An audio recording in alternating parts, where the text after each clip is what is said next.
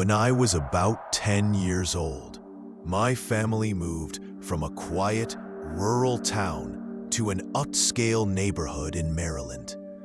My dad had landed a high-paying job, and overnight, we went from a small, creaky house to a sprawling two-story home with a yard big enough to get lost in. The backyard had a feature that immediately became my favorite place in the world. A massive wooden fort tucked into the far corner, half hidden by thick hedges and a ring of tall trees. It wasn't just some rickety clubhouse. It had multiple levels, a real staircase, and windows that looked out in every direction. It felt like my own little kingdom. At first, my older sister and brother would play with me there, but it didn't take long before they outgrew it, leaving me as the sole guardian of the fort. I didn't mind. I liked the solitude. Until the notes started appearing. The first one was tucked between two floorboards. It read, "Hi, I'm your new friend. What's your name?" I thought it was one of my siblings playing a prank, so I wrote back, leaving my reply where I'd found the note. For a while, it was fun. Every day, after school, there would be a new message. Little jokes, riddles, harmless questions. But slowly, they began to change. The questions became strangely personal. What time do you go to bed? Which window is your bedroom? Pauses. Do you sleep with your door locked? One note asked, "What color are your pajamas?" Something about that made my stomach twist. I finally confronted my brother and sister, but they swore they weren't behind it. They even teased me for making up an imaginary pen pal. I decided I'd catch the culprit. That night, I stayed up late, keeping my bedroom curtains slightly open so I could see the yard. Around midnight, I spotted movement in the shadows near the fort. A man, thin, with long, unkempt hair, was crouched beside it, looking up at my window. He was holding something in his hand. My heart pounded so loud I was sure he could hear it. He stood slowly, walked right up to the house, and pressed something against my glass. In the dim light, I saw it was a folded piece of paper. His face was pale, his eyes wide and glassy, and when he noticed me watching, he grinned. I screamed, and my parents came running. By the time they reached my room, the man was gone. The police searched the yard and the fort, but found nothing, except that last note stuck to my window. It said, "I like watching you." I never stepped foot in that fort again.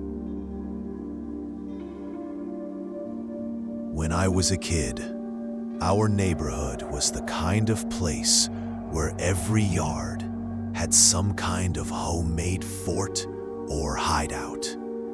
Mine wasn't much, just a swing and a patch of grass. Until I discovered the old treehouse in the abandoned lot down the street. It sat high in a crooked oak, weathered and half hidden behind overgrown bushes. The wood was gray with age, the ladder missing a few rungs. I had no idea who built it, but something about it pulled me in. The first time I climbed up, the boards groaned under my weight, and I could smell the damp, dusty air inside. Old comic books were scattered on the floor, along with a single rusted lantern. I remember thinking it was perfect, my own secret place.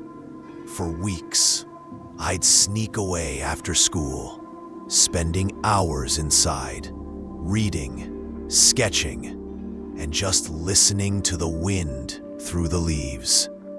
But slowly, things started to. One afternoon, as I sat in the corner, I heard faint scratching on the walls.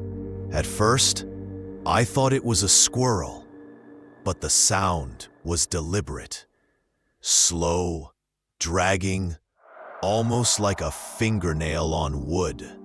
I looked outside. No one was there. The next day, I found something carved into the wall that I swore hadn't been there before. "Don't come back after dark." I laughed it off. Probably some old neighborhood prank. But the words stayed in my head. Of course, being a stubborn kid, I went back that night. The air was thick, and the treehouse seemed darker than usual, even with the lantern lit. I could barely see past the doorway. Then I heard it again. The scratching, this time from the floor beneath me. I froze. The boards trembled, like something was pushing up from underneath. A shadow moved in the corner, low to the ground, and I caught a glimpse of pale fingers curling up through a gap in the floorboards. They were thin, too thin, and moving toward me. I bolted down the ladder, nearly breaking my ankle on the way, and didn't stop running until I was home. The next morning, I went back with my dad to show him.